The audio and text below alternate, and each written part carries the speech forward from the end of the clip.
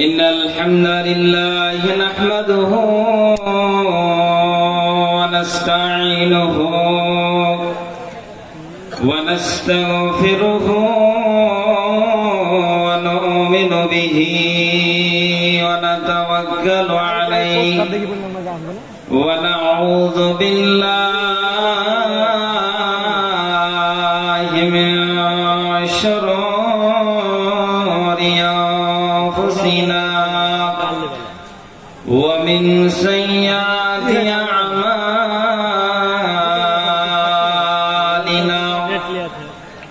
من يهده الله فلا مضل له ومن يضلله فلا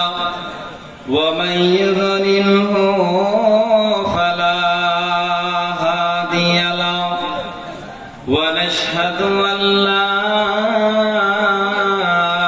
إله إلا الله وحده لا شريك له ونشهد أن محمدا عبده ورسوله أما بعد أعوذ بالله من الشيطان الرجيم بسم الله الرحمن الرحيم ولو ترى إذ الظالمون في غمرة الموت والملائكة باسطوا أيديهم أخرجوا أنفسكم اليوم تجزون عذاب الهون بما كنتم تقولون على الله غير الحق وكنتم عن آياته تستكبرون.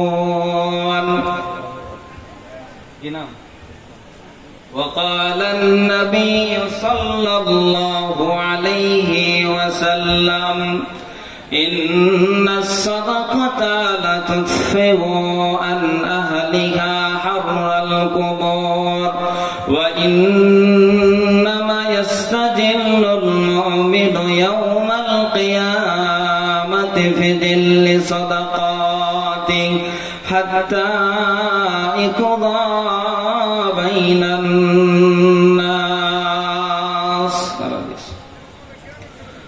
আমার দয়াল আল্লাহ গো তুমি, আমার দয়াল মাবুদ গো তুমি, আমার দয়াল আল্লাহ গো তুমি, দয়া করো গো আমার দয়াল মাবুদ গো তুমি, দয়া করো গো।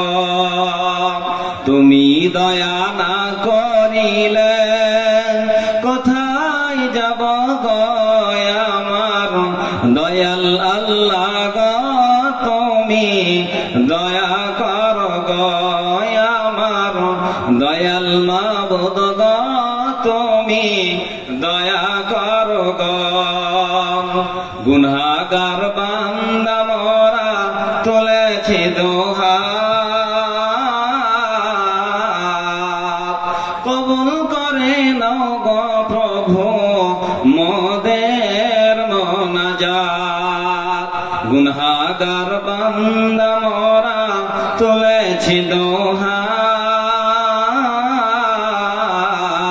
কবুল করে নাও গো প্রভু মোদের মোনাজাত। তুমি রব্বানা মোদের করে দাও ক্ষমা, তুমি রব্বানা মোদের করে দাও ক্ষমা। কিয়ামতের দিন করিয়া জাহান্নামের আগুন হতে বাঁচায় নিয়া। তুমি রহমান মোদের না করো অপমান, তুমি রহমান মোদের না করো অপমান। সবার চেয়ে দিলে আমি তোমায় ভালোবাসি, তাই তো আমি দিবানিসি বারে বারে আসি। সবার চেয়ে দিলে আমি তোমায় ভালোবাসি, তাই তো আমি দিবানিসি বারে বারে আসি। তুমি জলিল জব্বার, তুমি গফুর গফার, তুমি জলিল জব্বার, তুমি গফুর গফার। দয়া করে ফুলসেরাতে করে দিও পার, আমার দয়াল আল্লাহ গো তুমি দয়া করো গো, আমার দয়াল মাবুদ গো তুমি দয়া করো গো। উপস্থিত চলমান সভা যোগ্যতম সভাপতি সাহেব, মঞ্চে উপবিষ্ট ওলামায়ে দ্বীন ও সামনে বসে থাকা দূর দূরান্ত থেকে আগত কোরআন হাদিস শ্রবণকারী ভাই বাপজিরা, পর্দার আড়ালে বসে থাকা অবলা সরলা মা ও বোনেরা, সমস্ত প্রশংসা সমস্ত তারিফ সে আল্লাহ তাবারক ওয়া তাআলার জন্য, যে আল্লাহ তাবারক ওয়া তাআলা সত্যিকারী প্রশংসার অধিকারী, যে আল্লাহ তাবারক ওয়া তাআলা প্রশংসা করে আমরা শেষ করতে পারি না এবং কিয়ামত পর্যন্ত পারবো না। তাই তার শেখানো ভাষায় আমরা একটি ছোট্ট বাক্যের দ্বারা বলে থাকি আমরা আলহামদুলিল্লাহ। তারপরে পরে আমার নবী সারা বিশ্বের নবী জনাবে মুহাম্মদুর রাসূলুল্লাহ সাল্লাল্লাহু আলাইহি ওয়াসাল্লামের উপর অসংখ্য অগণিত দরুদ ও সালাম বর্ষিত হোক। সকল বলুন আমিন। আল্লাহুম্মা সাল্লি আলাইহি আল্লাহুম্মা বারিক আলাইহি। রাত অনেক গভীর হয়ে গেছে, তাই অনেকে একটু আমি অনুরোধ করব, আপনারা যারা দাঁড়িয়ে আছেন একটু বসে যান, কষ্ট করে দাঁড়িয়ে না থেকে একটু বসে যান। এই মাজলিসের অনেক গুরুত্ব আছে, কাজেই যতটুকু থাকবেন একটু বসেন। এই মাজলিসের অনেক গুরুত্ব আছে, একটু বসুন। একটা হাদিসে বলা হয়েছে, হাদিসটি বলি তবে বুঝতে পারবেন যে হাদিসে বলা হয়েছে যে আল্লাহ তাবারক ওয়া তাআলার এমন কিছু ফেরেশতা আছে, ইন্না লিল্লাহি তাবারক ওয়া তাআলা মালাইকাতান সাইয়ারাতান ফুজলান ইয়াতাকুনা মাজালিসাজ যিকর। এমন কিছু আল্লাহ তাবারক ওয়া তাআলার ফেরেশতা আছে যারা এইরকম মাজলিস খুঁজে বেড়ায় যে কোথায় কোরআন এবং হাদিসের আলোচনা হচ্ছে। ফাইজা ওয়াজাদু মাজলিসান, যখন এইরকম মাজলিসগুলো পেয়ে নাই তো কআদু মাআহুম, এই আপনারা যারা বসে আছেন আপনাদের সাথে বসে যাই। কাজে ফেরেশতা আপনাদের সাথে বসে যাবে। কআদু মাআহুম ওয়া হাফফা বা'দুহুম বা'দান বিআসনিহাতিহিম। আল্লাহ রাসূল বলছেন যে ফেরেশতাদের যে ডানা এবং পর থাকে, ওই পরগুলো দ্বারা তারা এই মাহফিলটাকে ঘিরে ফেলে। এবং আল্লাহ রাসূল বলছেন হাত্তা ইয়ামলাউ মা বাইনাহুম ওয়া বাইনাস সামাঈদ দুনিয়া, এমন কি ওই ফেরেশতাগুলো এই মাজলিসে পূর্ণ করতে করতে করতে এই যে প্রথম আসমান, যে দুনিয়ার আসমান, সামাউদ দুনিয়া, দুনিয়ার আসমান দেখতে পাচ্ছেন, এই আসমান পর্যন্ত পৌঁছে যায়। তাহলে মাজলিসের কত গুরুত্ব, কত ফজিলত। কাজে এই মাজলিসটাকে যেমন তেমন মাজলিস মনে করিয়েন না। তাই অনুরোধ করব আপনারা যতটুকু থাকবেন একটু গুছিয়ে বসুন, মাজলিসে বসার আদব আছে। শুধু তাই নয়, আল্লাহ রাসূল বলছেন এই মাজলিস যতক্ষণ চলে ওই ফেরেশতাগুলো আপনাদের সাথে বসে থাকে, আপনাদের জন্য দোয়া করতে থাকে। আল্লাহ রাসূল বলছেন ফাইদা তাফাররাকু, যখন এই জালসাটা শেষ হয়ে যাবে, অর্থাৎ এই দিনী মাজলিস যখন শেষ হয়ে যাবে, যখন আপন আপন আমরা সকলেই বাড়ি চলে যাব, ফাইদা তাফাররাকু আরাদু ওয়া সাঈদু ইলা সামাই, তো এই যে ফেরেশতাগুলো এসেছে সে মাগরিবের পরে এখন পর্যন্ত আছে, ওই ফেরেশতাগুলো আরাদু ওয়া সাঈদু ইলা সামাই, তার আসমানে চলে যাবে। কোথায়? আল্লাহর কাছে চলে যাবে। তো আল্লাহ তখন ওই ফেরেশতাদেরকে জিজ্ঞেস করবেন, ক্বালা ফায়াসআলুহুমুল্লাহু আযজা ওয়া জাল্লা ওয়া হুয়া আ'লামু বিহিম মিন আইনা জিতুম। আল্লাহ সুবহানাহু ওয়া তাআলা ওই ফেরেশতাদেরকে বলবেন যে তোমরা মিন আইনা জিতুম, তোমরা কোথা থেকে আসলে? আচ্ছা বলেন তো, আল্লাহ কি জানেন না যে ফেরেশতারা এখানে এসেছে? জানে কি জানে না? জানে। এরপরেও আল্লাহ জিজ্ঞেস করবে ফেরেশতাদেরকে মিন আইনা জিতুম, তোমরা কোথা থেকে আসলে? ওই ফেরেশতাদেরকে যারা এখন আছে, আপনি দেখতে পাচ্ছেন না, আপনার পাশে হয়তো ফেরেশতা আছে, তো ওই ফেরেশতা যখন আল্লাহর নিকটে যাবে তো আল্লাহ তাদেরকে জিজ্ঞেস করবে এই কথা। কেন বলেন তো? এই কারণে জিজ্ঞেস করবেন যে আল্লাহ আমাদের গুরুত্ব, এই যে এই জায়গায় যারা বসে আছেন, রাত জেগে যে আলোচনা শুনছেন কোরআন এবং হাদিসের, এদের মর্যাদা, এদের গুরুত্ব বোঝার জন্য আল্লাহ সুবহানাহু ওয়া তাআলা ওই ফেরেশতাদেরকে জিজ্ঞেস করবেন যে দেখো আমার বান্দারা আমাকে না দেখে রাত জেগে তারা কোরআন হাদিসের আলোচনা শুনে, আমার কাছে ক্ষমা চাই। তো ওই ফেরেশতারা তখন তাদেরকে যখন জিজ্ঞেস করা হয়, ওই ফেরেশতারা ফায়াকুলুনা, তারা তখন বলে জিনা মিন ইনদি ইবাদালাকা ফিল আরজি ইউসাব্বিহুনাকা ওয়া ইউকাব্বিরুনাকা ওয়া ইউহাল্লিলুনাকা ওয়া ইয়াহমাদুনাকা ওয়া ইয়াসআলুনাকা। আল্লাহ আমরা তোমার ওই বান্দাদের নিকট হতে আসলাম দুনিয়া, যারা তোমার প্রশংসা করছে, যারা আস্তাগফিরুল্লাহ বলছে, যারা সুবহানাল্লাহ বলছে, আলহামদুলিল্লাহ বলছে, ওয়া ইয়াসআলুনাকা, যারা তোমার কাছে কিছু চাইছে, ওই সমস্ত বান্দাদের কাছ থেকে আমরা এখনই আসলাম। তখন আল্লাহ তাবারাক ওয়া তাআলা ওই ফেরেশতাদেরকে বলেন ওয়া মাযা ইয়াসআলুনি, আমার ওই বান্দারা কি চায় আমার কাছে? তখন ওই ফেরেশতারা বলে ইয়াসআলুনাকা জান্নাতাকা, প্রতিপালক ওই তোমার বান্দারা রাত জেগে আলোচনা শুনে আর তাদের মনে আশা যে তারা জান্নাত যাবে, তাই আমরা সকলেই জান্নাত চাই। তো ওই ফেরেশতারা যা বলবে যে আল্লাহ তোমার ওই বান্দারা তোমার কাছে কি চাই? জান্নাত চাই।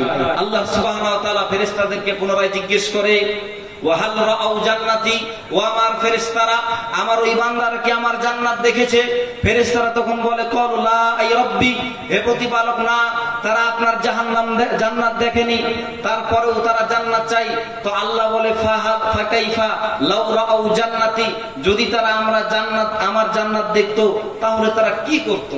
জান্নাত না দেখার কারণে আজকে হাজার হাজার টাকা দাম করে দেয় সেই জান্নাতের আশায়, তাই না? জান্নাতের আশাই দান করে দেয়, জান্নাত অথচ দেখেনি। তো আল্লাহ বলতে থাকে হাল রাআউ জান্নাতি, তারা যদি আমার জান্নাত দেখতো তাহলে ফাকাইফা, কি করতো তারা? এরপরে ওই ফেরেশতারা আবার বলে ওয়া মিম্মা ইস্তাজিরুনাকা, তারা আপনার জাহান্নাম থেকে পরিত্রাণ চাই। আল্লাহ সুবহানাহু ওয়া তাআলা ওই ফেরেশতাদেরকে বলে হাল রাআউ নারি, তারা কি আমার জাহান্নাম দেখেছে? ফেরেশতারা বলে না, প্রতিপালক তারা আপনার জাহান্নাম দেখেনি, এরপরও জাহান্নাম থেকে পরিত্রাণ চাই, আপনার কাছে তারা ক্ষমা চাই। তখন অবশেষে আল্লাহ সুবহানাহু ওয়া তাআলা ওই ফেরেশতাদেরকে বলে যাও, আমি তাদেরকে দিয়ে দিলাম ফাআতাইতুহুম মা সাআলু, তারা যা চায় আমি তাদেরকে তাই দিয়ে দিলাম। ওয়া মিম্মা ইস্তাজারু, তাদেরকে পরিত্রাণ দিয়ে দিলাম, যা থেকে পরিত্রাণ চাই তাদেরকে দিয়ে দিলাম, সমস্ত কিছু যা চাই ক্ষমা করে দিলাম, তারা ক্ষমা চায় আমি তাদেরকে ক্ষমা করে দিলাম। তখন ওই ফেরেশতারা আশ্চর্য হয়ে যায় যে আল্লাহ সুবহানাহু ওয়া তাআলা এত বড় দয়ালু, এত বড় ক্ষমাশীল তিনি, যে সকলকেই ক্ষমা করে দিলেন। আচ্ছা বলেন তো, যে এই মাহফিলে কত বড় বড় অপরাধী আছে, গুনাহগার বান্দা আছে, নাই? অবশ্যই আছে। তো এই মজলিসে যতজন বসে আছেন সকলকে আল্লাহ ক্ষমা করে দিলেন। তখন ওই ফেরেশতারা আশ্চর্য হয়ে বলছে ক্বালা রাব্বি ফিহিম ফুলান আবদুন খাত্তাউন, প্রতিপালক ওই মাহফিলের মধ্যে এমন একজন বান্দা এসে বসেছে ইন্নামা মাররা, যে ওই ব্যক্তি ওই জালসায় আসেনি, হয়তো এই পাশ দিয়ে ধরেন যাচ্ছিল, এই যে আপনাদের রাস্তা দিয়ে, ইন্নামা মাররা, এই রাস্তা দিয়ে পাশ দিয়ে যাচ্ছিল, অতিক্রম করে যাচ্ছিল, তো দেখছি যে এই জায়গায় জালসা হচ্ছে, ফাজালাসা মাআহুম, তো আপনাদের সাথে ধরেন ওই মানুষটা বসে গেল, অথচ ওই মানুষটা গুনাহগার, অনেক বড় পাপী, তো ওই মানুষটা বসে গেছে মাজলিসে। তো আল্লাহ বলছেন ওয়ালাহু গাফারতু, আমি তাকেও করে দিলাম, ক্ষমা করে দিলাম, এবং গাফারতু লাহুমুল কওম, এই যতজন আছে আজকে মহিলা প্যান্ডেলে এবং এই প্যান্ডেলে যতজন আছে সকলকে আমি, আল্লাহ বলছেন আমি ক্ষমা করে দিলাম। কারণ লা ইয়াসফা বিহিম জালিসুহুম, কারণ আল্লাহ বলছেন এই মাজলিসে যারা আজকে বসে আছে, ওই প্যান্ডেলে মহিলার প্যান্ডেলে যারা বসে আছে তারা কেউ হতভাগা নাই, তারা সকলেই সৌভাগ্যবান বান্দা। আল্লাহ সুবহানাল্লাহ, সুবহানাল্লাহ বলবেন না? সুবহানাল্লাহ। আল্লাহ আমাদেরকে ক্ষমা করে দেন। কাজে মজলিসে বসে কিছু চাইতে হয়, আল্লাহর কাছে কিছু বলতে হয়, কারণ ফেরেশতারা এটা আল্লাহর নিকটে গিয়ে বলবেন। তাহলে কত ফজিলত এই মজলিসে, বুঝতে পারলেন? এই কারণে আপনাদেরকে অনুরোধ করলাম যেটা মজলিসের গুরুত্ব বোঝানোর জন্য, কাজেই আপনারা একটু গুছিয়ে বসুন। তো আজকে আমার আলোচনার বিষয় হচ্ছে কবরের জীবন সম্পর্কে। যতটুকু আলোচনা করব দুটা পর্যন্ত লাগবে নাকি, তো এই পর্যন্ত যতটুকু আলোচনা করবো এর মধ্যে কিছু কালেকশন করতে হবে, তো কিছু আলোচনা করি, ইনশাআল্লাহ কালেকশন করব। তো আল্লাহ সুবহানাহু ওয়া তাআলা বলছেন যে আমি যার নফস দিয়েছি, যার প্রাণ দিয়েছি তারই মরণ দিয়েছি, অর্থাৎ আরবিতে একটি প্রবাদ বাক্য আছে, আল মাউতু কাদহুন কুল্লু নাফসিন শারিবুহু। যার মওত, যে প্রত্যেকটা নাফসকে মওত নামের একটি, যেমন একটা বোতলে যেমন বা গ্লাসে পানি পান করি, তো অনুরূপ ওই কবি বলছেন যে আল মাউতু কাদহুন, মওত এমন একটি পিয়ালা, মওত এমন একটি গ্লাসের নাম যে কুল্লু নাফসিন শারিবুহু, প্রত্যেকটি নাফসকে ওই গ্লাসে পানি পান করতেই হবে। মানে মওত এমন একটি জিনিস। বল কবরু বাবুন কুল্লু নাফসিন দাখিলুহু, কবর এমন একটি দরজা যে ওই গেট দিয়ে প্রবেশ করতেই হবে। কেউ যদি ভাবে যে আমি কবরে যাব না, জান্নাতে চলে যাব, কিয়ামতে চলে যাব বা জাহান্নামে চলে যাব, পারবে না। ওই কবর নামক একটি গেট আছে, বল কবরু বাবুন কুল্লু নাফসিন দাখিলুহু, ওই কবর নামক গেট দিয়ে সকলকেই যেতে হবে, কেউ পরিত্রাণ পাবে না। রাজা বাদশা ফকির যে হোক, সকলকে ওই গেট দিয়ে যেতে হবে। তাই এই মরণের সময়টা একটা কঠিন পরিস্থিতি হবে প্রত্যেকটি মানুষের, বিশেষ করে যারা কাফের, জালেম, যারা অত্যাচারী, এদের কঠিন পরিস্থিতি হবে। যারা মুমিন মুত্তাকি তাদের কথা আলাদা, তাদের মরণটা খুব সহজেই হয়ে যাবে। তো আল্লাহ সুবহানাহু ওয়া তাআলা রাসূল সাল্লাল্লাহু আলাইহি সাল্লামকে সম্বোধন করে বলছেন সূরা আনাম আয়াত নম্বর 93 এর মধ্যে, বিসমিল্লাহির রহমানির রহিম, ওয়ালাউ তারা إذ الظالمون في غمرة الموت। হে নবী, আপনি যদি দেখতেন ওই জালেমদের মরণের সময়, যখন তারা মৃত্যু সজ্জায় সজ্জিত হয়, যখন তারা মরণের কোলে ঢলে পড়ে, ওই সময় ওয়ালাউ তারা, যদি আপনি দেখতেন তাদের কষ্টটা কত, তাদের অপমান কত, তাদেরকে কেমন করে তাদের রূহখানা বের করা হয়, ওই সময় আমার ফেরেশতারা গিয়ে বলে, ওয়াল মালাইকাতু বাসিতু আইদিহিম, ওই সময় আমার কিছু ফেরেশতা ওই জালেমের নিকটে গিয়ে তারা হাতটাকে প্রসারিত করে বলে, আখরিজু আনফুসাকুম, রে আল্লাহর নাফরমান বান্দা, রে আল্লাহর নাফরমান বান্দি, তুমি তোমার নাফসটাকে বের করে দাও। আখরিজু আনফুসাকুম, তুমি তোমার নাফসটাকে বের করে দাও। ও অনেক দুনিয়া করেছো, অনেক বাটপারি করেছো, অনেক বেঈমানি করেছো, অনেক মানুষকে ঠকিয়েছো, আর হবে না, আর তোমার কোনো সময় হবে না, আর তোমাকে ছাড় দেওয়া হবে না। তুমি তোমার আত্মাটাকে বের করে দাও। কেন দিবে, কেন দিবে? এটা ফেরেশতারা বলছে, কারণ হলো আল ইয়াউমা তুজজাউনা আযাবাল হুনি বিমা কুনতুম তাকুলুনা আলাল্লাহি গায়রাল হাক্কি ওয়া কুনতুম আন আয়াতিহি তাস্তাকবিরুন। আল্লাহ তাবারাক ওয়া তাআলা বলছেন, এই কারণেই তাকে বলা হবে তোমার নফসটাকে বের করে দাও। যে তুমি দুনিয়াতে যখন সুস্থ ছিলে, অনেক সম্পদ ছিল, ওই সময় তোমার কোরআনের কথাগুলো কানে লাগেনি, তুমি অহংকার করে প্রত্যাখ্যান করে এড়িয়ে চলেছ।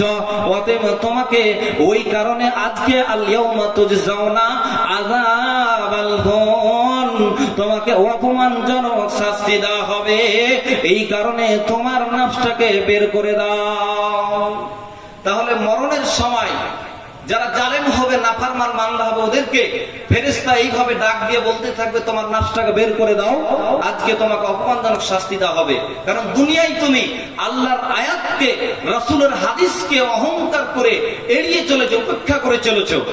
এই কারণে আজকে তোমাকে কি করা হবে? কবরে অপমানজনক শাস্তি দেওয়া হবে। তাহলে বোঝা গেল, অপমান করে যারা জালেম হবে তাদের নফসটাকে বের করা হবে। এরপরে যখন ওই ব্যক্তি মারা যাবে, মারা যাওয়ার পরে ওই ব্যক্তিকে যখন গোসল করিয়ে দিবে তার আত্মীয় স্বজন, গোসল করিয়ে দেওয়ার পরে তাকে যখন কাফন পরিয়ে দেওয়া হবে, গোসল করার পরে কাফন আতর সেন্ট লাগিয়ে দেওয়া হবে। এরপরে যখন ওই মায়েরটাকে খাটলিতে তুলে নেওয়া হবে, তো দয়ার নবী বলছেন, ইদা ওয়াদাআতিল জানাজা, যখন ওই খাটলিটাকে তার পিতা, তার ভাই, তার আত্মীয় স্বজন তার কাঁধে করে নিয়ে নিবে, আলা আনাকিহিম, তার কাঁধে করে যখন ওই মায়েরটাকে, ওই মুর্দাটাকে নিয়ে নিবে, দেখবেন। তো দয়ার নবী বলছেন তারা যখন গুরুস্থানের দিকে এগোতে থাকবে, যেতেই থাকবে, ওই মায়েরটা যদি ইনকানাত সালিহাতান, ওই মায়েরটা যদি ভালো হয়, নেককার হয়, নামাজি হয়, ইমানদারিনী হয়, তো দয়ার নবী বলছেন সে বলতে থাকে কলাত কদ্দুমনি, ও আমার সঙ্গী সাথীরা আমাকে তাড়াতাড়ি কবর নিয়ে চলো। কারণ সে বুঝতে পারে যে কবরে আমাকে রাখলে আমি জান্নাতি বিছানা পেয়ে যাব, জান্নাতি পোশাক পেয়ে যাব, জান্নাতের গেট গুলো আমার কবরের দিকে খুলে দেওয়া হবে, এটা সে বুঝতে পারে। তাই ওই বান্দা বলতে থাকে কদ্দিমনি, আমাকে তাড়াতাড়ি নিয়ে চলো। কিন্তু দয়ার নবী বলছেন ওয়া ইন কানাত গায়রা সালিহা, যদি ওই ব্যক্তি মুমিন না হয়, যদি এই ব্যক্তি নামাজি না হয়, বেনামাজি হয়, মুনাফিক হয়, কাফের হয়, তো ওই ব্যক্তি তার ওই পরিবারকে বলতে থাকে, যারা তার খাটটাকে কাঁধে করে নিয়ে থাকে, তাদেরকে ডাক দিয়ে বলতে থাকে ইয়া ওয়াইলাহা ক্বালাত লিআলিহা ইয়া ওয়াইলাহা আইনা তাজহাবুন, ও আমার বন্ধুরা, ও আমার আত্মীয়স্বজন, আইনা তাজহাবুন, তোমরা আমাকে কোথায় নিয়ে যাচ্ছ? আমাকে নিয়ে যাও না, কারণ ওই কবরে আমাকে রেখে আসলে আমার বড় শাস্তি হবে, আমার বড় আযাব হবে, অতএব আমাকে নিয়ে যাও না। এইভাবে বলতে থাকে। তাহলে মানুষ যখন মারা যায়, যদি ভালো হয় সে বলে আমাকে তাড়াতাড়ি রেখে এসো, আর যদি ভালো না হয় তাহলে সে বলতে থাকে যে আমাকে রেখে আসিও না, আমাকে নিয়ে যেও না, এইভাবে সে বলতে থাকে। কিন্তু ওই ডাক শুনতে পাই না। কেন পাই না? দয়ার নবী বলছেন ওয়ালা মুসামিয়াল ইনসান আলা সাইক, যদি ওই মুর্দা ব্যক্তির, যদি ওই মায়ের চিৎকারটা ওই ব্যক্তিরা শুনতে পায়, তার সঙ্গী সাথীরা শুনতে পায়, তবে তারা কাঁধ থেকে ওই মায়েরকে ফেলে দিবে, তারা আর ভয়ে কবর দিবে না, মাটি দিবে না। এই কারণে ওই আওয়াজটা আল্লাহ তাবারক ওয়া তাআলা ওই ব্যক্তিদেরকে, অর্থাৎ কোন মানুষকে শোনার ক্ষমতা দেয়নি। তাহলে বুঝা গেল যে মায়েত আপনার কাঁধে থাকে, ওই ব্যক্তি চিৎকার করতে থাকে, কিন্তু আপনি শুনতে পান না। কেন? যে যদি মানুষ শুনতে পায় তাহলে মানুষ ওই ব্যক্তিকে আর কবর দিবে না। বলো সামিয়াল ইনসান আলা সাইক, মানুষ বেহুশ হয়ে যাবে তার চিৎকারের কারণে। এই কারণে আল্লাহ রাসূল বলছেন যে মানুষকে শোনার ক্ষমতা দেয়নি। একটি হাদিসে আল্লাহ রাসূল বলছেন, যায়েদ বিন সাবিত রাদিয়াল্লাহু তাআলা আনহু হাদিসটি বর্ণনা করেছেন। যায়েদ বিন সাবিত রাদিয়াল্লাহু তাআলা আনহু বলেন, আবু দাউদের নবী বানু নাজ্জার গোত্রের 6টি কিংবা 5টি কবরের নিকট নিয়ে যাচ্ছিলেন। দয়ার নবী খচ্চরে করে আরোহণ করে 5টি কিংবা 6টি কবরের পাশ দিয়ে অতিক্রম করে যাচ্ছিলেন। হঠাৎ করে দয়ার নবীর খচ্চরটি এমন ভাবে লাফ দিয়ে উঠল যেন দয়ার নবী খচ্চর থেকে পড়ে যাবে, পড়ার উপক্রম হয়ে গেল, এমন ভাবে খচ্চরটি লাফালো।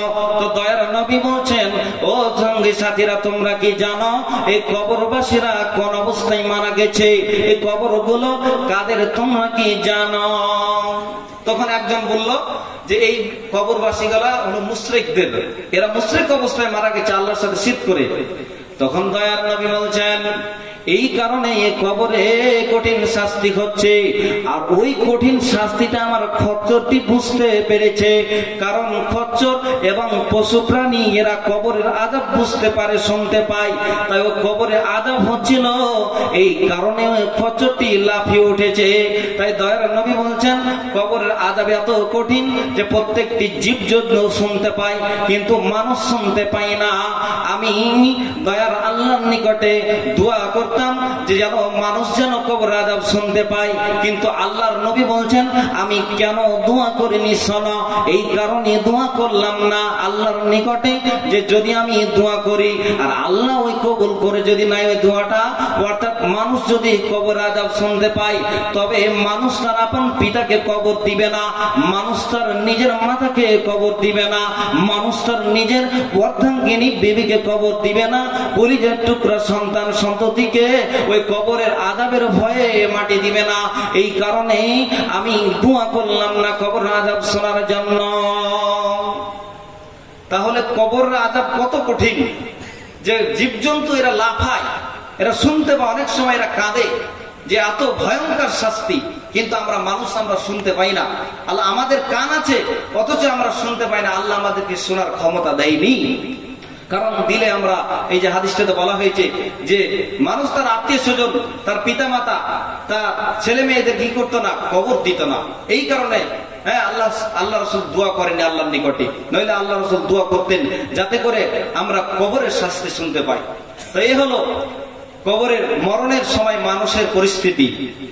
এরপরে আপনি যখন মারা যাবেন, মারা যাওয়ার পরে এবার আপনাকে কবরে রেখে দেওয়া হবে। ভালো করে শুনেন, লম্বা হাদিস।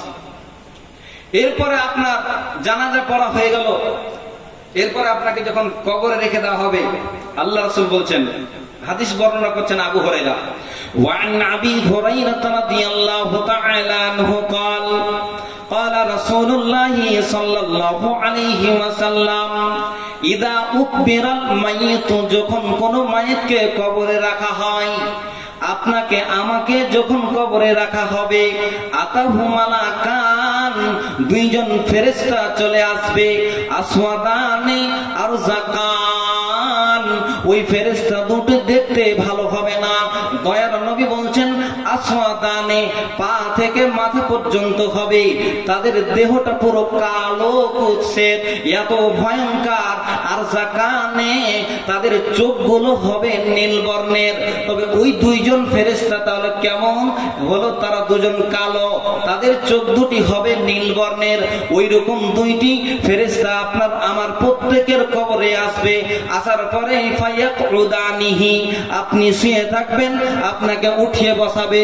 উঠিয়ে বসানোর পরে জিজ্ঞেস করবে, ফায়াকুলানে মা কুনতা তাকুলু ফি হাযার রাজুল। আমাদের মাঝে যে মুহাম্মদ সাল্লাল্লাহু আলাইহি সাল্লাম এসেছিল, সে মুহাম্মদ সম্পর্কে জিজ্ঞেস করবে, মা কুনতা তাকুলু ফি হাযার রাজুল, এই মুহাম্মদ সম্পর্কে তুমি কি বলতে? মা কুনতা তাকুলু, তুমি কি বলতে, কি জানতে এই মুহাম্মদ সম্পর্কে? তো আল্লাহর নবী বলছেন, ফাআম্মাল মুমিন, ওই ব্যক্তি যদি মুমিন হয়, ওই ব্যক্তি যদি নামাজি হয়, পরেজগার হয়, ফাআম্মাল মুমিন, ওই ব্যক্তি যদি মুমিন হয়, মুত্তাকি হয়, তবে ওই ব্যক্তি বলবে ওয়া রাসূলুল্লাহি সাল্লাল্লাহু আলাইহি ওয়াসাল্লাম, তিনি হলেন আল্লাহর রাসূল ও তার বান্দা। এই কথাটা যেমনই বলে দিবে, ওই মাইয়িতটা, ওই ফেরেশতারা তখন বলবে, কদ কুননা না'লামু আন্নাকা তাকুলু হাযা, আমরা জানতাম তুমি এর উত্তর পারবে, আমরা জানতাম তুমি এর উত্তর পারবে। এরপর আমরা জিজ্ঞেস করলাম, এই জিজ্ঞেস করার পরে যেমনই ওই মাইয়িতটা উত্তর দিয়ে দিবে, তো দয়ার নবী বলছেন, সুম্মা ইফসাহু লাহু ফি কবরিহি, ওর কবরটাকে প্রশস্ত করে দেওয়া হবে। আচ্ছা, কবরটা সামান্য এইটুকু, 3.5 হাত লম্বা। তো দয়ার নবী বলছেন, যেমন এই ব্যক্তি উত্তর দিয়ে দিবেন, উত্তর দেওয়ার পরে তার কবরটাকে প্রশস্ত করে দেওয়া হবে। কতটা? আল্লাহর নবী বলছেন, 70 দিরান ফি 70। ওই মায়ের যেমনই উত্তরখানা দিয়ে দিবে, যেমনই বলে দিবে তিনি হলেন আল্লাহর রাসূল, তো ওই সঙ্গে সঙ্গে 70 দিরান ফি 70, তার কবরখানা 70 হাত দৈর্ঘ্য, 70 হাত প্রস্থ, কবরটাকে প্রশস্ত করে দেওয়া হবে। ওয়ায়ুনাব্বিরু লাহু ফি, তার কবরে কি, আপনি যখন আপনার মাতা মারা গিয়েছিল, আপনারা যখন পিতা মারা গিয়েছিল, আপনার পিতাকে কবরে রেখে আসার পরে মাটি দিয়ে অন্ধকার কবর করে দিয়েছিলেন, আলো কি দিয়েছিলেন?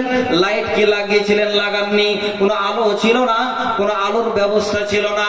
তো দয়ার নবী বলছেন, ওয়ায়ুনাব্বিরু লাহু ফি, ওই কবরে আলোর ব্যবস্থা করে দেওয়া হয়। এক নম্বর হলো তার কবরকে প্রশস্ত করে দেওয়া, 2 নম্বরে হলো যে কবরে আলো লাগিয়ে দেওয়া হয়।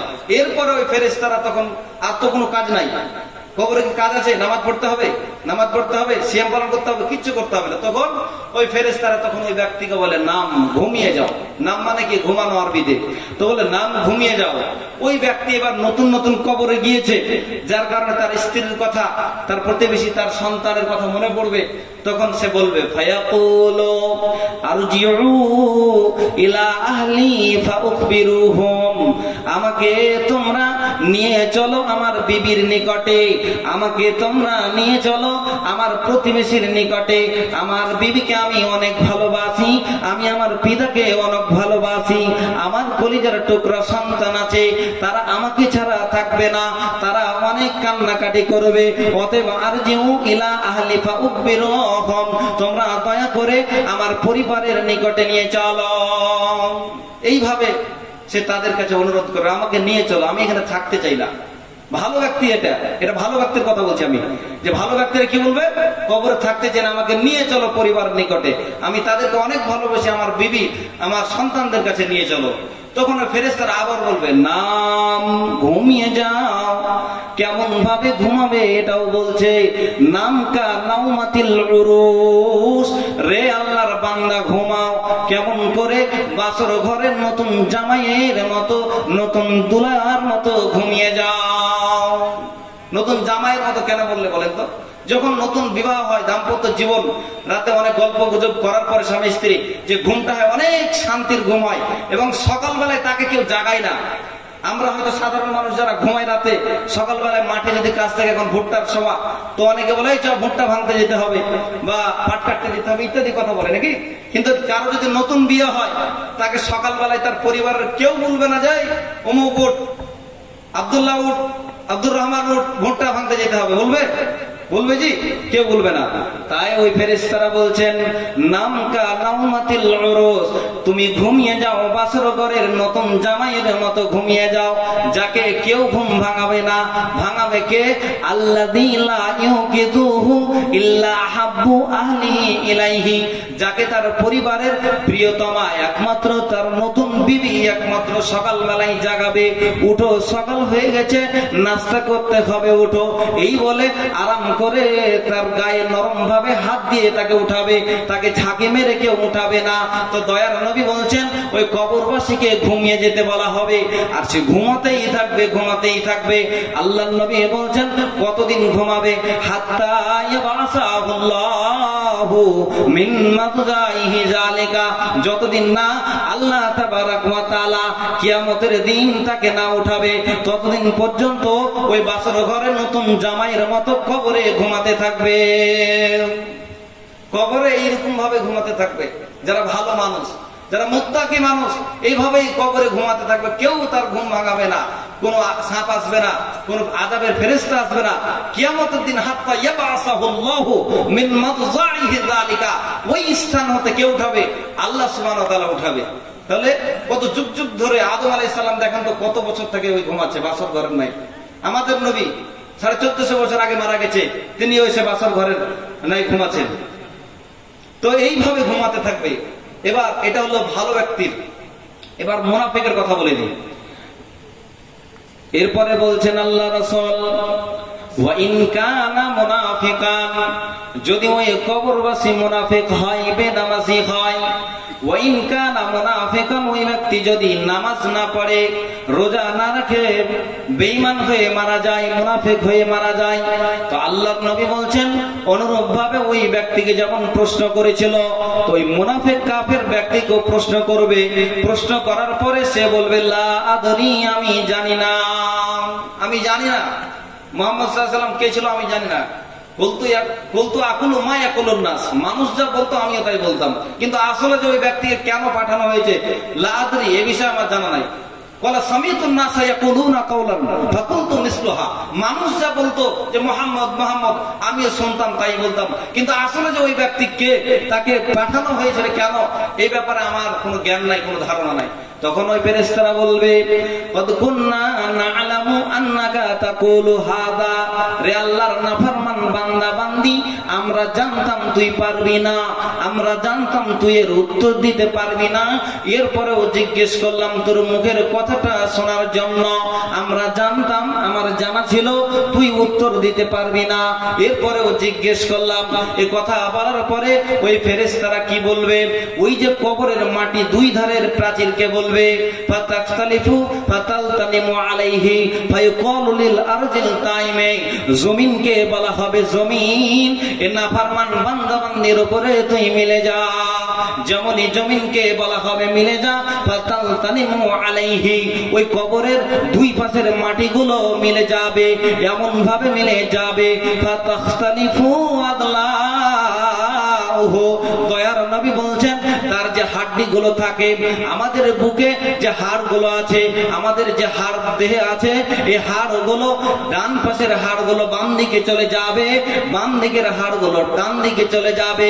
ফাতাখতালিফু আদলাহু হাড্ডি গুলো ভেঙে চুরমার হয়ে যাবে। এত কঠিন শাস্তি দেওয়া হবে যে দুই ধারে এইভাবে তাকে পিষে দেওয়া হবে, যার কারণে তার দুই পাশের হাড্ডি গুলো এইভাবে মিশে যাবে।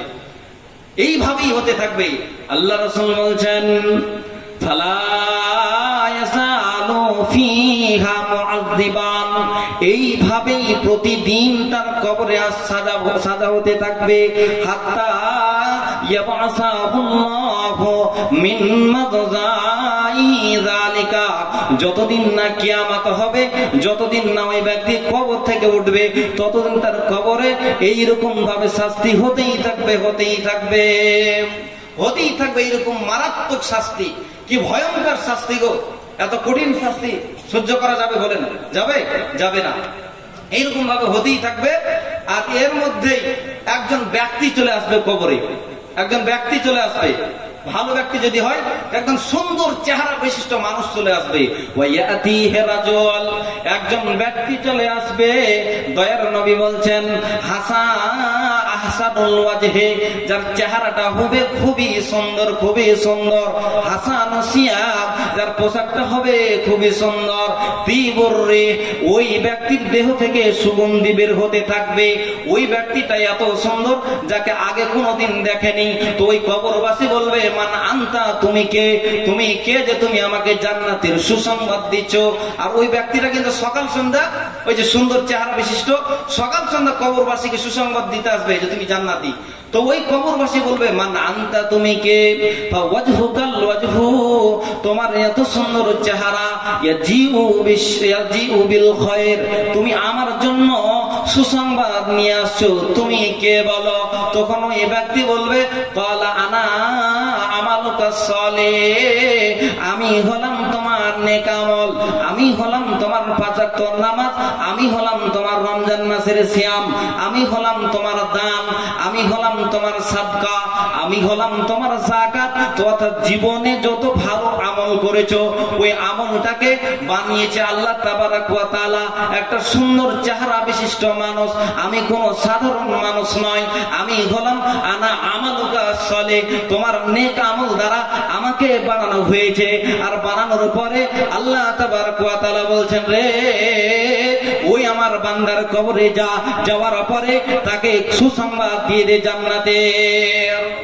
এটা ভালো ব্যক্তির হবে, বুঝলেন? আর খারাপ যদি হয় তো এরকম খারাপ ব্যক্তি আসবে কবিহুল ওয়াজহে, যার চেহারাটা খুবই কুৎসিত। কবিহুল সিয়াব, কাপড়টা পরে থাকবে নোংরা কাপড়। মানতানুর রিহ, দুর্গন্ধ বের হতে থাকবে তার কাপড় থেকে। সে সুসংবাদ দিবে তুমি জাহান্নামী। যারা বেনামাজি মারা যাবে তাদেরকে সকাল সন্ধ্যা বিল গাদাতে ওয়াল আশিকে, সকালে এবং সন্ধ্যায় এভাবে তাদেরকে বলতে থাকবে যে তুমি জাহান্নামী। তখন ওই ব্যক্তিও বলবে মান আনতা, তুমি কে? ফাওয়াজহুকাল ওয়াজহু, তোমার এত নোংরা চেহারা, এত কুৎসিত চেহারা, তোমার দেহ থেকে এত দুর্গন্ধ বের হচ্ছে, তুমি কে বলো? তুমি কেন আমাকে জাহান্নামের সংবাদ দিচ্ছ? তুমি কে? তখন ওই ব্যক্তি বলবে আনা আমালুকাল খাবিস, আমি হলাম তোমার জীবনের যত গুনাহ, ওই গুনাহ দ্বারা আমাকে একজন মানুষ বানিয়েছে এইরকম দেখতে খারাপ, এইরকম মানুষ বানিয়ে তোমাকে জাহান্নামের সংবাদ দিতে পাঠিয়েছে। তাহলে খারাপ আমলগুলো খারাপ মানুষ সেজে আপনাকে সকাল সন্ধ্যা জাহান্নামের সংবাদ দিবে। এই হলো কবরের জীবন। কাজে সময় শেষের দিকে, প্রায় 2টার দিকে শেষ করে দিতে হবে। হ্যাঁ, তো সবাই আপনারা জানেন যে হ্যান্ডবেলে লেখা আছে রাত্রে 2টা পর্যন্ত হবে। তো আর হয়তো এই যে 20 মিনিট মতো আছে, কাজেই আর আলোচনা বাড়াচ্ছি না, যেহেতু একটু মাদ্রাসার বিষয়, মাদ্রাসার উন্নতি করবে আপনারা সকলেই জানেন। তো শেষের বেলায় আপনাদের একটা অনুরোধ করব যে দান সম্পর্কে একটা হাদিস শুনেন, দানের কত ফজিলত। এখানে অনেকে আছেন যাদের কারো পিতা মারা গেছে, কারো মাতা, কারো শ্বশুর শাশুড়ি, কত আত্মীয়। দেখেন একটা হাদিস বলি শোনেন, দয়ার নবী বলছেন, ইন্নাস সাদাকাতা লা তুতফিউ আন আহলিহা হাররাল কুবুর। আগে একটা কথা বলি, ধরেন পাশে আগুন লেগে গেল, উদাহরণস্বরূপ ধরেন এই জায়গায় আগুন লেগে গেল, তো আগুনটা নেভার জন্য কি দিবেন? আপনি পানি দিয়ে নিভাবেন, তাই না? পানি ব্যবহার করবেন, মোটরের বা টিউবওয়েলের পানি দিয়ে।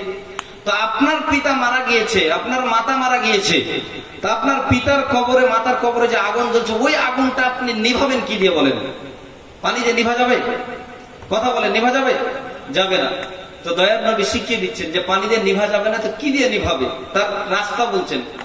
আল্লাহ নবী বলছেন, ইন্নাস সাদাকা লা তুতফিউ আন আহলিহা হাররাল কুবুর। রে আমার উম্মতের দল শোনো, তোমার পিতা মারা গিয়েছে, তোমার মাতা মারা গিয়েছে, তাদের কবরে যে আযাব হচ্ছে, আগুন জ্বলতেছে, ওই আগুন তুমি কি দিয়ে নিভাবে? দুনিয়ার সমস্ত পানি যদি ঢেলে দাও, তোমার পিতার কবরে যদি তুমি পাইপ লাইন করে দাও জলের, এরপরেও তোমার পিতার কবর আযাব বন্ধ হবে না, তোমার পিতার কবরের আগুন মিটবে না। মিটবে কি দিয়ে? বলছে দান করো। ইন্নাস সাদাকা, নিশ্চয় সাদাকা, লা তুতফিউ আন আহলিহা হাররাল কুবুর। কবরবাসীর আগুনকে মিটিয়ে দেয়, কবরবাসীর আগুনকে, তাপকে নিভিয়ে দেয়। দান এত পাওয়ার, দানের এত ক্ষমতা। শুধু তাই নয়, দয়ার নবী বলছেন, ওয়া ইন্নামা ইয়াসতাজিল্লুল মুমিনু ইয়াউমাল কিয়ামাহ ফি জিল্লি সাদাকাতিহি। যেই দিন সূর্যখানা মানুষের মাথার অতি নিকটে চলে আসবে, আজকে সূর্য কত লক্ষ লক্ষ মাইল দূরে, এরপরেও খোলা মাঠে দুপুরের সময় 12টা 1টার সময় খালি মাথায় টিকা যায় না, ছাতা ব্যবহার করি, কোথায় ছায়া আছে সেই ছায়ার আশ্রয় গ্রহণ করে। তাহলে সূর্যটা আজকে কত মাইল দূরে, এরপরেও আমরা টিকতে পারি না। তো দয়ার নবী বলছেন, হাত্তা তাকুনা মিনহুম কামিকদারি মাইলিন। সূর্যটা এত মানুষের 1 মাইল দূরে চলে আসবে। 1 মাইল বলা হয় সুরমা দেওয়ার কাঠিকে। আমি ধরে নিলাম 10 হাত, ধরে নিলাম 20 হাত, এত নিকটে সূর্যটা যখন আসবে, দয়ার নবী বলছেন, কোন কোন মানুষের মিনহুম মাইয়াকুনু ইলা কাবাইহি, কারো ঘাম এত বেশি হবে যে তার টাকনোটা ডুবে যাবে। মিনহুম মাইয়াকুনু ইলা রুকবাতাইহি, কারো ঘাম এত বেশি হবে যে তার হাঁটু পর্যন্ত ডুবে যাবে। মিনহুম মাইয়াকুনু ইলা হাকওয়াইহি, কারো ঘাম এত বেশি হবে ঘামের কারণে কোমর পর্যন্ত ডুবে যাবে।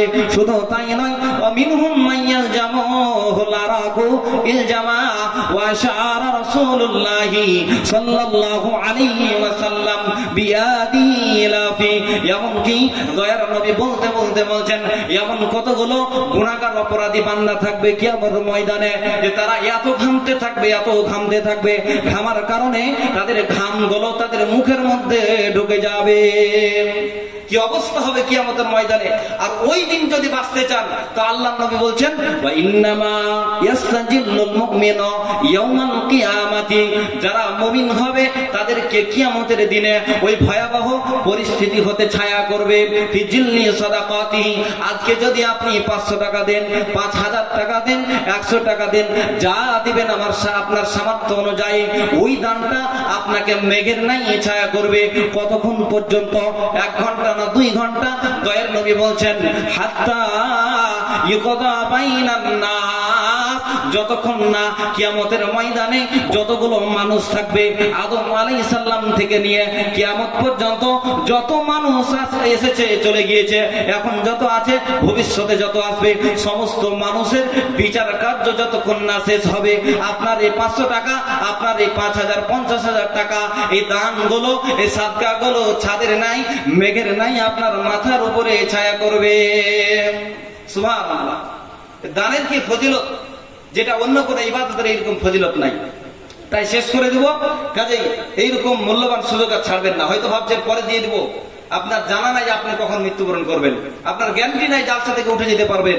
কাজেই ভালো কাজে কোনো সময় দেরি করবেন না, কারণ আল্লাহ তাবারাক ওয়া তাআলা বলেন ওয়ামা তাদরি নাফসুম বিআইয়ি আরদিন তামুত, মানুষ বলতে পারে না তার কোন জায়গায় মরণ লেখা আছে। আপনি বলতে পারবেন না, আপনার বাড়ি যেতে পারবেন গ্যারান্টি দিতে পারবেন না। অতএব মরণকে, কবরকে স্মরণ করে একটু দানগুলো করে যান। দান করলে কবরের আযাব মিটে যায়, দান করলে কিয়ামতের ময়দানে বেঁচে যাবেন। দানের অনেক ফজিলত। অতএব ভাই ও বাবজিরা, আপনাদেরকে অনুরোধ করব, আপনারা যে জানিয়ে এসেছেন দান করে যাবেন সকলেই। আপনারা শেষ করে দেব। আপনাদেরকে একটা হাদিস বলি, যে আমার সাথে সকলে হাত মেলাবেন। এই ভাই উঠছেন কেন? যা আছে 5 টাকা 10 টাকা যা আছে দিয়ে যাবেন। একটা হাদিস বলি, আল্লাহর নবী বলছেন মা মিন মুসলিমাইনি ইয়ালতাকিয়ানে ফায়াতাসাফাহানে ইল্লা গুফিরা লাহুমা ক্বাবলা ইফতারিকা। সকলে আছেন, যার কাছে যা আছে 500 10 20 যা আছে, আল্লাহর নবী বলছেন যখন কোন মুসলিম একে অপরের সাথে হাত মেলায়, মা মিন মুসলিমাইনি, যখন কোন দুইজন মুসলিম সাক্ষাতের সময় হাত মেলাবে, ফায়াতাসাফাহানা ইল্লা গুফিরা লাহুমা ক্বাবলা ইফতারিকা, যখন হাতটা মিলাবেন ওই হাতটা পৃথক হওয়ার পূর্বে আপনার জীবনের সাগিরা গুনাহ হলো মাফ হয়ে যাবে। সুবহানাল্লাহ। শুধু হাত মিলালেই আপনার জীবনের গুনাহ। কাজে পয়সা না থাকুক, হাতটা মিলে যান আমার সাথে, হাতটা মিলিয়ে যান, হাতটা মিলে যান, গুনাহ এমনি মিটে যাবে। এটা স্পষ্ট হাদিস, হাতটা মিলে যাবে। আছেন? শেষ করে দেব। আছেন? সকলে আছেন? 5 টাকা 10 টাকা, কেউ লজ্জা করবে না, আমি আপনার টাকা দেখবো না, আবদারও করবেন না, যা বেশি দেন। সকলে আছেন? আছেন? সকলকে অনুরোধ করছি হাদিসটার প্রতি আমল করুন, আমল করুন, আমল করুন। আছেন?